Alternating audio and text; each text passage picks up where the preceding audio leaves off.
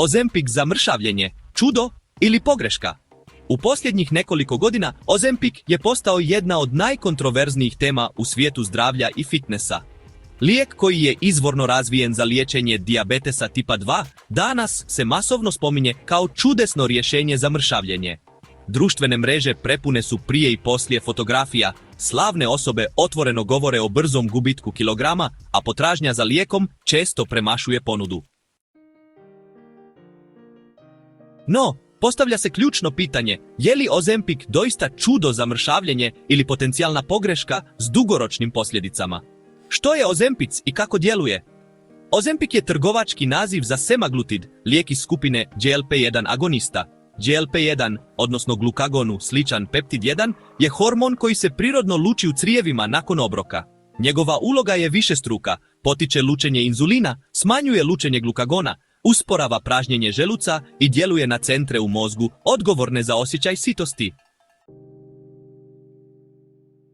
U praksi to znači da osoba koja uzima Ozempic brže osjeća sitost, ima manji apetit, sporije probavlja hranu i spontano unosi manje kalorija.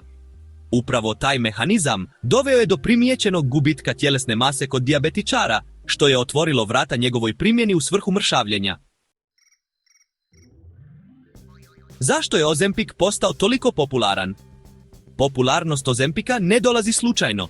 Živimo u vremenu kada je pretilost globalni problem, a klasične metode mršavljenja, prehrana, tjelovježba, promjena životnih navika zahtijevaju vrijeme, disciplinu i dugoročnu predanost.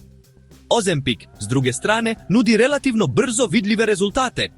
Dodatni razlozi popularnosti uključuju podršku poznatih osoba i influencera, medijsko predstavljanje kao injekcija za mršavljenje, kliničke studije koje pokazuju značajan gubitak kilograma te jednostavnu primjenu jedna injekcija tjedno.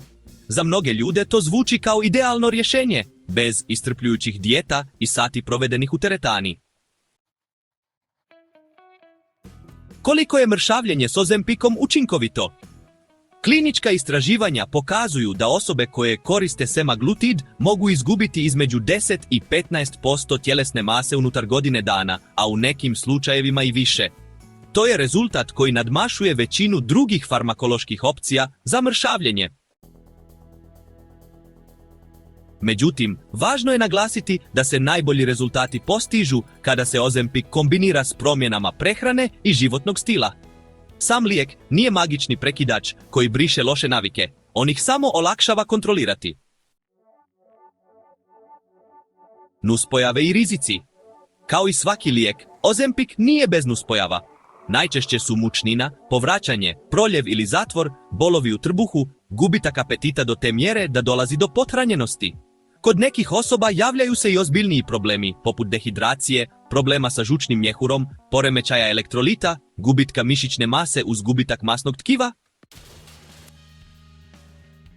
Posebno je važno naglasiti da dugoročni učinci korištenja Ozempica kod osoba koje nemaju dijabetes još nisu u potpunosti istraženi. Psihološki aspekt mršavljenja lijekovima često se zanemaruje. Jedan od često zanemarenih aspekata je psihološki učinak. Kada se mršavljenje postigne bez truda, postoji rizik da se ne razviju zdrave prehrambene navike. Nakon prestanka uzimanja lijeka, apetit se često vraća, a s njim i izgubljeni kilogrami. Ponekad i više nego prije. To može dovesti do osjećaja neuspjeha, ovisnosti o farmakološkim rješenjima, pa čak i ciklusa uzmi lijek, smršavi, prestani, udebljaj se.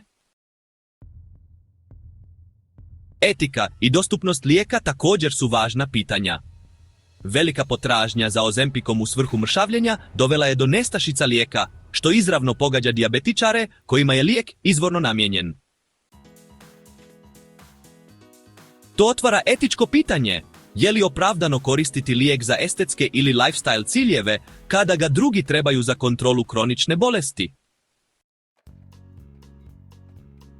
Tko bi, a tko ne bi, trebao koristiti Ozempic? Ozempic može biti koristan za osobe s pretilošću i ozbiljnim zdravstvenim rizicima, osobe kod kojih su druge metode mršavljenja višestruko zakazale, te pacijente pod liječničkim nadzorom. S druge strane, nije idealan izbor za osobe koje žele izgubiti nekoliko kilograma iz estetskih razloga, one koji traže brzo i trajno rješenje bez promjene navika ili osobe s poviješću poremećaja prehrane. Čudo ili pogreška? Odgovor zapravo nije crno-bijel. Ozempic nije čudo, ali nije ni nužno pogreška.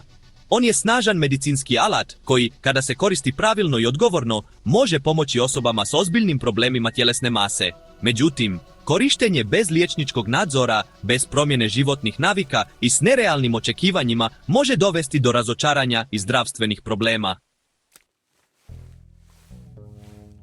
Zaključak. Ozempic za mršavljenje predstavlja simbol modernog pristupa zdravlju. Brz, učinkovit, ali potencijalno rizičan ako se koristi pogrešno.